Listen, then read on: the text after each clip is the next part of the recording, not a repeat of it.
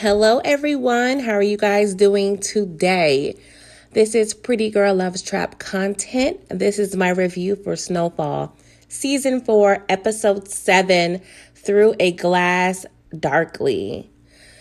Guys, this is becoming more and more stressful for me to sit and watch. I know we are pretty much going through the process of, the crack era and, everything that it entails, but it's been real stressful.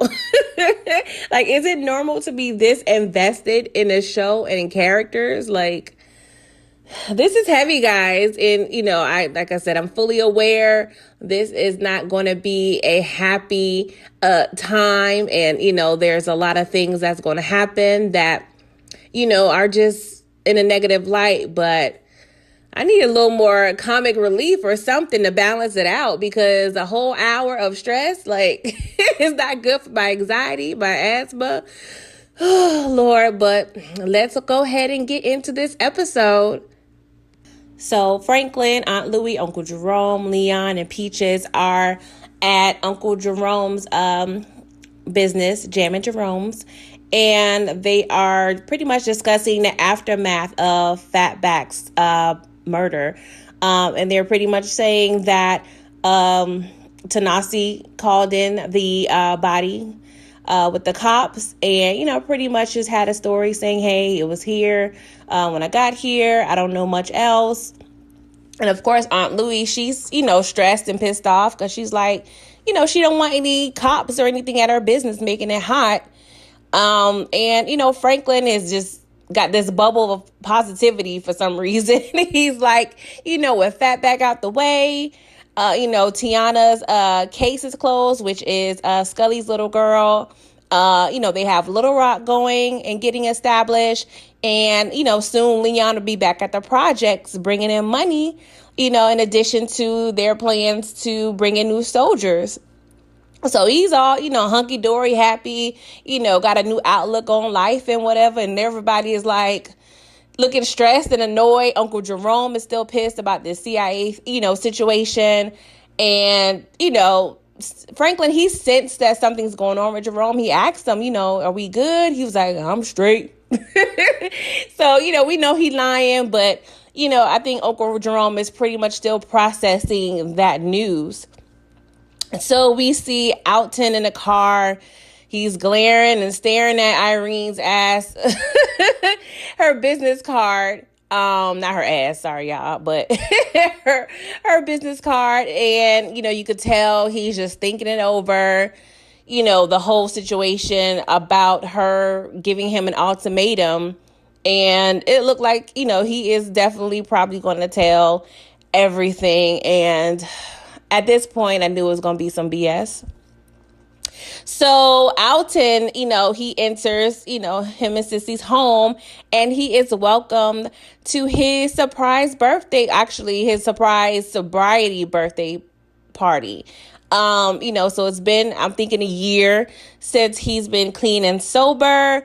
And they was really just putting a lot of emphasis, and by they, I mean the camera, was putting a lot of emphasis on this sobriety birthday sign that they had on the wall. And at that point, I knew his sobriety, some type of way, was going to be tested. Something was going to happen. When the camera pays way too much attention to something, I tend to notice it. So I already knew it was going to be some BS ahead. And the family is just sitting around reminiscing. There's Aunt Louie, Franklin, Jerome, Alton, and Sissy. And Sissy and Alton, they're talking about the old days, how they met back in the day. And Jerome still has a little attitude. And they was talking about, Sissy and Jerome's parents. And Aunt Louie was like, I wonder what your mom would have thought of me, And Jerome just kind of got a little snappy. He was like, you sure don't want to know. And she was looking like, well, excuse the heck out of me. Like, you can tell he got a real attitude. Like, their relationship is, looking a little rocky right now. But of course, everybody's just having a good old time. Like, this is what I've been talking about. This is what I've been needing. Just some happy thoughts, some happy, some happiness. Well, seemingly happy, but just a little lighthearted scene. Even though there's some BS all around, just something. So we also see Reed. He is entering their, private jet. Avi's already seated. And Reed is looking a hot mess. Like, I don't know. Either he's going to keep spiraling or he's going to something's just going to happen and he's just going to snap out of it. I don't know what's going to happen. And it looks like he's just going to keep going down in that downward spiral. But yeah, he's a hot ass mess. He's, drinking early in the morning as well as Avi. He's sniffing coke and Avi's like, you gonna share? So he ends up sharing with Avi and they're just having, this conversation about Avi's past, and they kind of start relating a little bit because when Reed first got on the plane, he was a little standoffish. So they started kind of bonding a little bit. And Lord knows I love me some Avi, but he's kind of a creep. Like, you always got to keep your eye on him. Like, he's always going to be on some shady-ish. That's just Avi's deal at this point in life. And yeah, it's definitely going to come in the forefront. So Alton, he's at the shelter, making sure everything is running smoothly. He proceeds to ask Wanda about the job listings that he, provided her. And she's saying that, she hasn't looked into it yet. She'll do it first thing in the morning.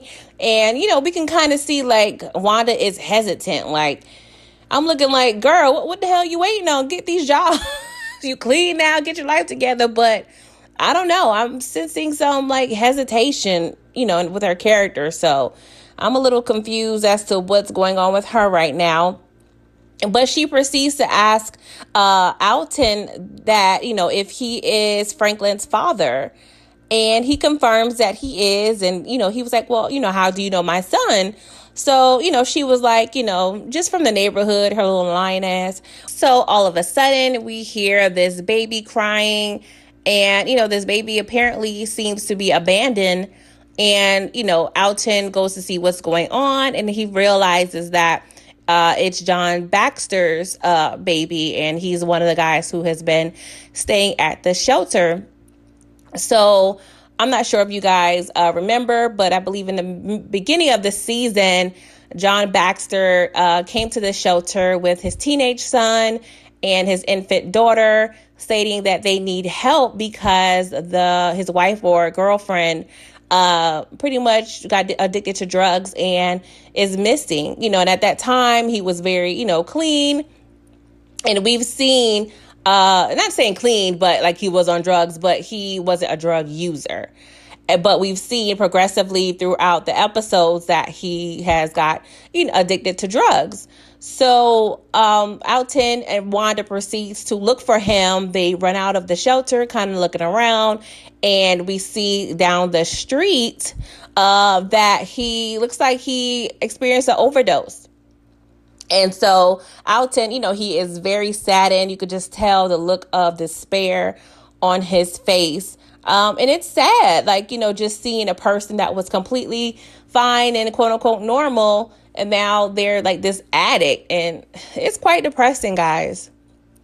So we see Franklin and Peaches, they're riding, and Peaches noticed that they are being followed.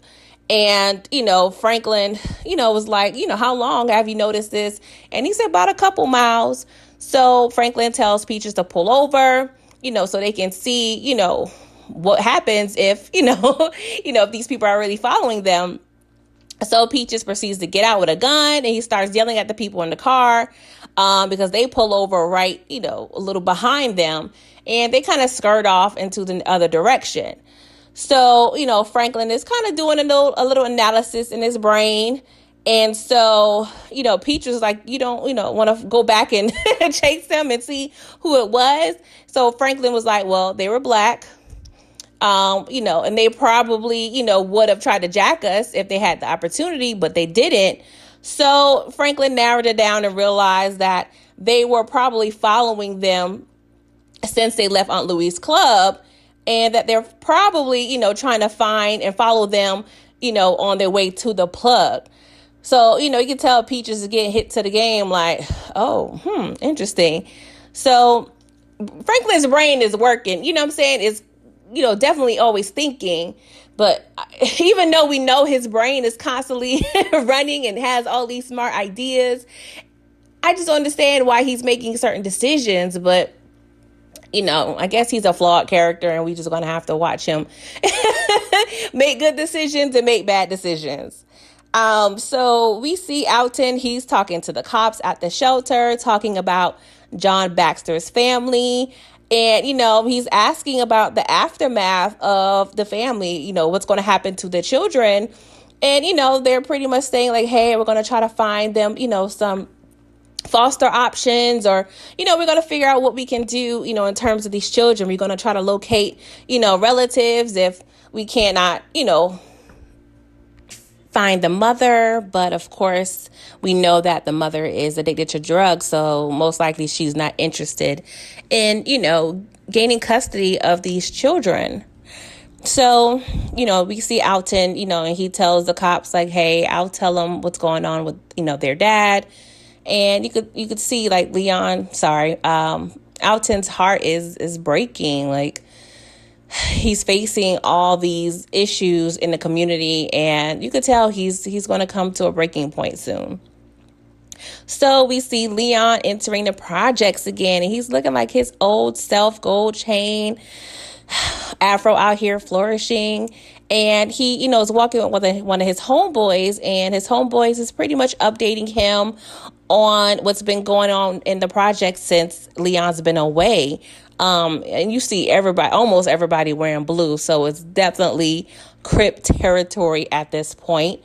And we are introduced to Fatback's cousin Dion, who's a triple OG Crip. And he, looked like he's kind of holding the fort down at the projects. And, him and Leon talk. And, Leon discussed like, hey, whatever, happened to Fatback was, messed up. What's your price? What would it take to make it right? And the OG is like, nah, it's about respect. And he kind of challenges Leon to a duel. Now, mind you, Leon is probably all of like 5'4". Dion is about, I don't know what, 6'2", all muscle. So it's definitely not a match. So Leon kind of had no choice but to back down. So Franklin and Gustavo meet, doing a little, regular routine drop off in exchange, of course, because Reed is out of the country. So Gustavo is kind of filling in right now. And Franklin is asking, Gustavo, like, is Reed all right? Like, what's going on with him? Last time I saw him, he was drunk at my aunt's bar, looked like he was using. Like, what's up? Give me, some detail. And, Gustavo is kind of keeping a straight face, like, he's okay. So it's like, it's kind of annoying because I feel like Gustavo should be sharing a little more with Franklin, but at the same time, it's one of those sticky situations. Like, what can you share, what not to share, with who to share it to? So it's all like complex at this point. So Sissy and Alton are at their house and they're discussing John Baxter's family. And, Sissy is asking, Alton, like, is there anything we can do? And Alton was like, we can stop all of this. We can leave the game. And, Sissy was like, the plan was 2 years. And Alton was like, damn well Franklin is not walking away. If you believe that, you drinking a Kool-Aid. Kool-Aid does sound good right about now, y'all.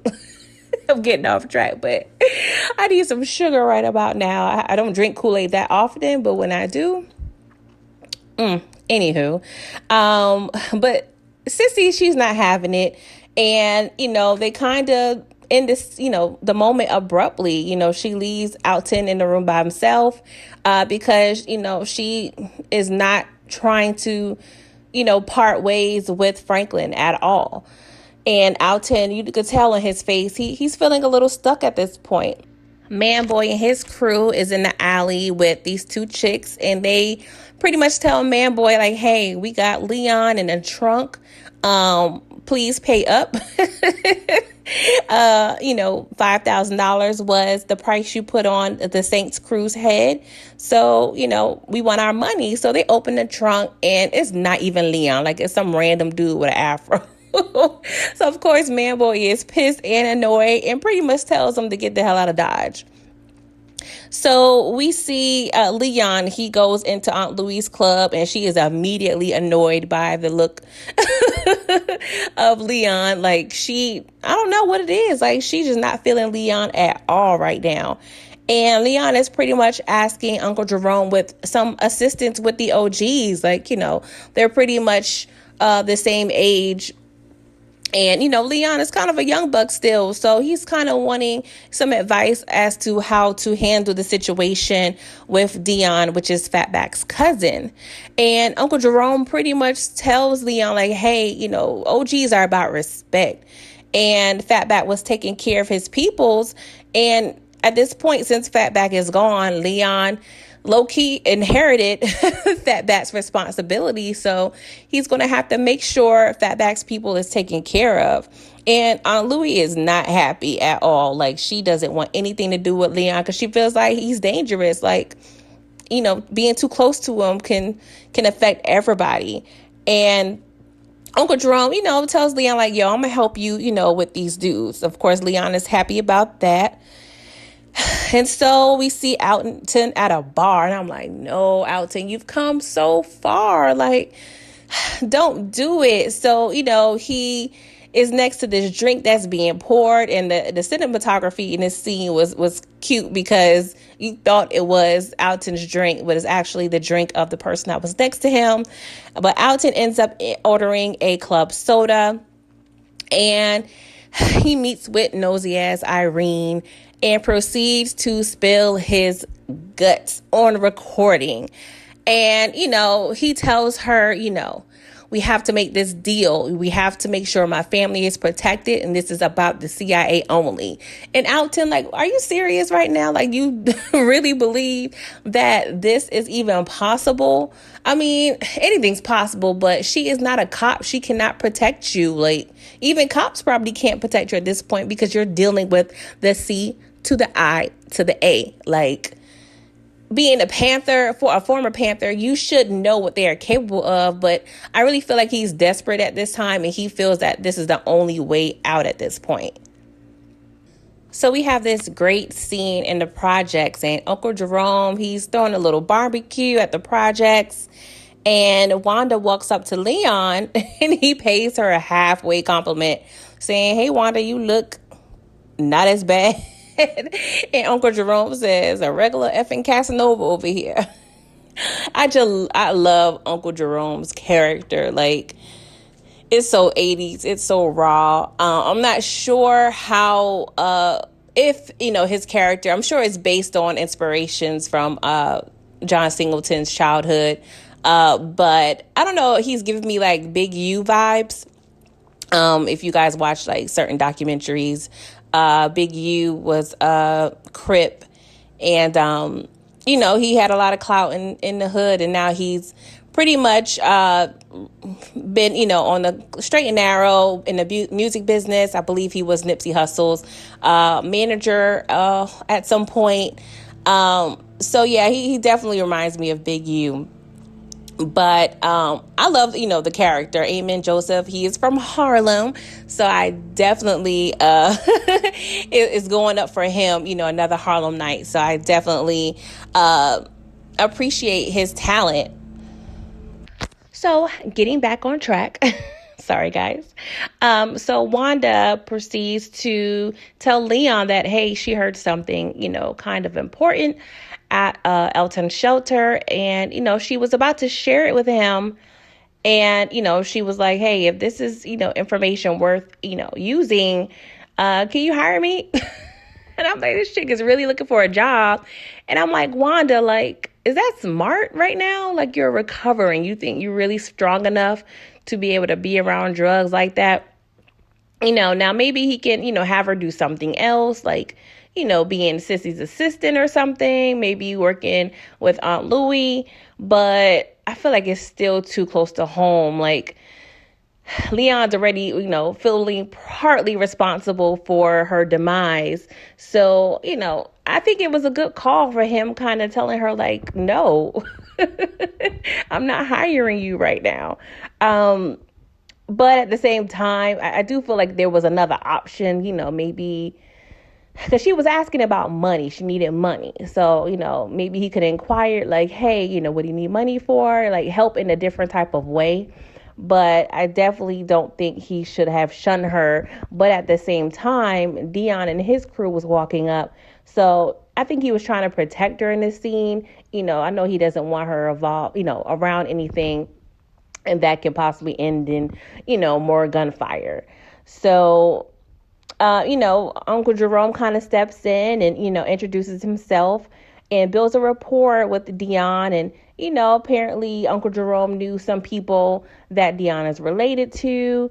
And, Uncle Jerome kind of handled things the right way, and proceeded to hire some of Dion's people. And there was one particular dude called Einstein. He's a whiz kid. He's very intelligent, and I think he will definitely serve as very useful in the future. So I hope we see a lot more of him. But before this scene ends, we notice across the yard, Crisco's mom is outside of their apartment, and you see, like, a couple of pictures of him, like, on the wall with some flowers and teddy bears, and she's looking like very pissed, like very bothered, because she's watching the whole situation. And I know, she's probably one of those, older people that saw the transition, from, the pre-crack era to the crack era, and she lost her son, in the midst of it. So we are now seeing Franklin and Sissy at Sissy's house, and he peeps that she bought a new watch, which was very expensive. And he was like, I'm glad you're, treating yourself. You need to treat yourself a little more. And she was like, yeah, I know, I deserve it. So I think she's kind of, getting used to this lifestyle. I can kind of see her transitioning. And, even though she knows, the gist of their business is wrong, she's enjoying the perks and the power that she has. So I'm interested in seeing how her character will be developing in next few episodes and next season. But they discuss, the other part of their business, the legit side. And she reveals that Davis allowed them to be a part of a deal containing 2 commercial towers on Wilshire Boulevard. That's kind of a very famous street in LA. I'm not sure exactly how, great it is, or was back then, but it's, in a nice neighborhood now. So, and I'm pretty sure it probably was a nice neighborhood back then as well. So, things are looking up in terms of their legit business. So Teddy, aka Reed, and Avi, they're currently at the bank, and I believe they're in Nicaragua. And they're pretty much trying to research, the lost money through their gun transactions. So apparently there was $15 million that didn't process successfully. And the bank manager proceeds to tell Teddy, hey, there was a banking error. Great news. We were able to, locate the $15 million, and we will make sure that is deposited back into your account. And so Teddy was like, I need more answers. Like, you can't just tell me there was a banking error. That really seems insufficient. And she was like, hey, we have our people looking into it. We cannot discuss these internal matters. And Teddy is still not trying to hear it. So she pretty much provides a lame excuse stating that they had an employee that was transferring funds and he is at fault. So Teddy wanted to know the details of this employee. And she wouldn't allow, Teddy in on any detail. So at this point, I already knew something shady was going on and that Avi was pretty much probably behind it. So we see Alton. He comes home and tells Sissy that he pretty much snitched. Uncle Jerome, he's in the projects, prepping the youngins, giving them a little pep talk about their new position, the requirements, their duties and whatnot. And, this junkie proceeds to put a gun to Leon's head and explain, hey, there's a $5,000 bounty on your head. I need this money. My family, they're on drugs. She looked like she was on drugs. And, their water was off. Her sister was hungry. And Leon kind of sympathized, like, hey, if you needed the money, all you need to do is ask. You don't have to do this. And so Einstein comes up behind her and puts a gun to her head. And at that point, she realized she lost this game. And Uncle Jerome was like, yo, run that back, please. Please provide more details regarding this bounty that you speak of. And so we see Irene and her ex Henry, and they're at her house, and she apparently invited him to celebrate. She's talking about, hey, this is the one. This is the story that I've been chasing my whole life. And he's not excited because he knows, dealing with the CIA and possibly exposing them and what's going on would not be a good look for her. And she's not understanding, his negative feelings. And Lord, I don't know if Irene's going to make it. We're just going to have to stay tuned. So Sissy goes to Franklin, and, he's having a little meeting with Uncle Jerome, Aunt Louie, and, Leon, because they're discussing this bounty. And she tells Franklin, I have something to tell you. So we next see them at Sissy's house. And Sissy proceeds to tell Alton, like, hey, I had to let Franklin know what you did. This affects all of us. And Franklin, of course, is pissed. And Alton is talking about possibly running to Cuba and, reviewing some other options. They had to get out. And Franklin is not trying to hear it. And he is really pissed. And Alton, starts yelling like, hey, what are you going to do? You going to shoot me like you did Andre? And then Franklin slaps his daddy. He actually pistol whips Alton. And of course, Sissy starts yelling like, Franklin, what are you doing? Don't do that. And once Franklin pistol whips Alton, you could just see like look like he's having a heart attack. And Franklin proceeds to kick Alton out of the house. And this scene, I was so conflicted because I understood where everybody was coming from. I was less likely on Alton's side because he shouldn't have snitched. Like, that was a no-no. There was definitely other options. But my heart was really heavy. It was really hurting during this scene. I'm like, this is not what we need. Like, they already got a small crew. Like, they need to all just band together and figure a way out. Sissy and Alton are not the only ones out of the game. Everybody pretty much wants out of the game except Franklin. I mean, Leon, you could tell he's 1 foot in, 1 foot out. But they could have all put their heads together and figure out another solution instead of Alton going and making this, his issue and, thinking that, he could fix it. And I understand, I feel like he didn't want to tell Franklin about Irene because he knew Franklin was going to kill her or Reed or someone. So he knew that wasn't the best decision for Irene. But at the same time, there could have been another option. Like, snitching was not the option that he knew needed to choose. Like, and now he's gone. As soon as he walked out the door, I was like, no, what's going to happen to the shelter? What's going to happen to Wanda? Like, I'm pretty sure that he was the only one really working at the shelter. I'm not sure if he owned it. It seems like he owned it. So that had me real worried about, the safe haven that he offered the community as well, because it wasn't just about him. It was about people trying to recover. So that made me worried as well.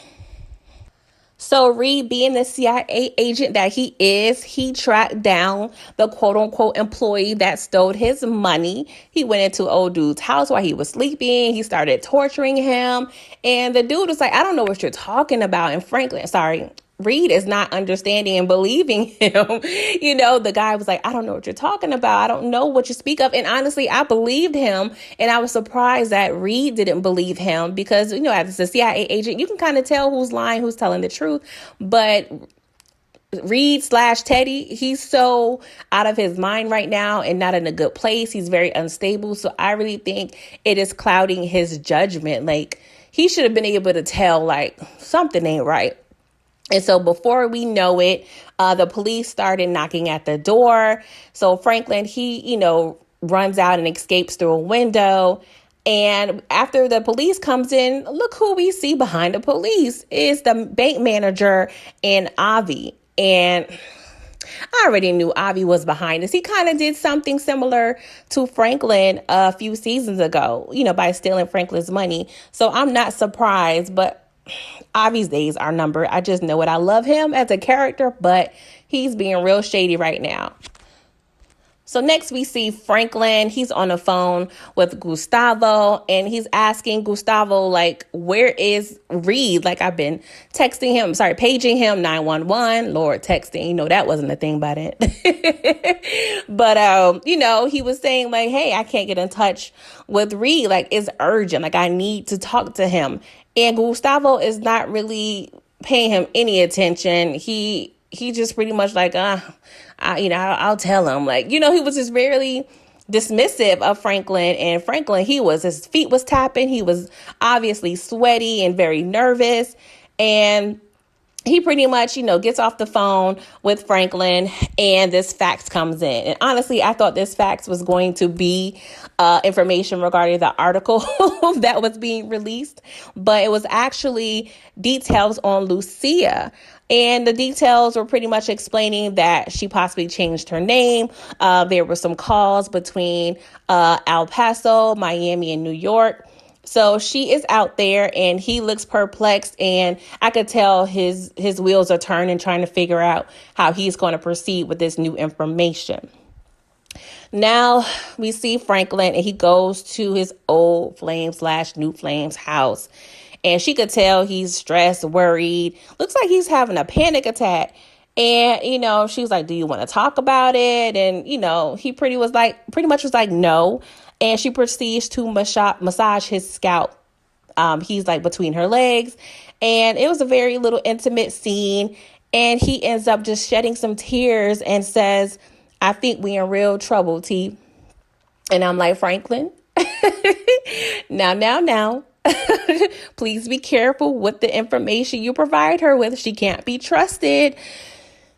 Lord, I just hope either next week or the next 2 weeks that we reveal her deal. I think actually I'm going to be quiet because I think I did see a scene with her and somebody else that will reveal who she's working with. So I'm just going to just keep my mouth shut for now. But in the ending scene, we see Irene typing up Alton's story. And she's at the editor's office. So it's just a matter of time that something's going to pop off. Now, I do feel like possibly this story may not come out. Something may halt it. I don't know. Something's going to happen. Of course, we know that this information was revealed at a later time. But we'll have to just see, guys. Like, this episode was very heavy. It was a lot. I don't know. Like, it's stressful, y'all. Like, I don't drink, but I may have to just get me a Snicker bar or something to calm my nerves. But that's all, guys. Sorry for this long review. If you're still listening, please like this video. Please subscribe to my channel. Please leave me a comment if you like to. Share this with anyone you think that may be interested. And I will see you guys next week. Bye.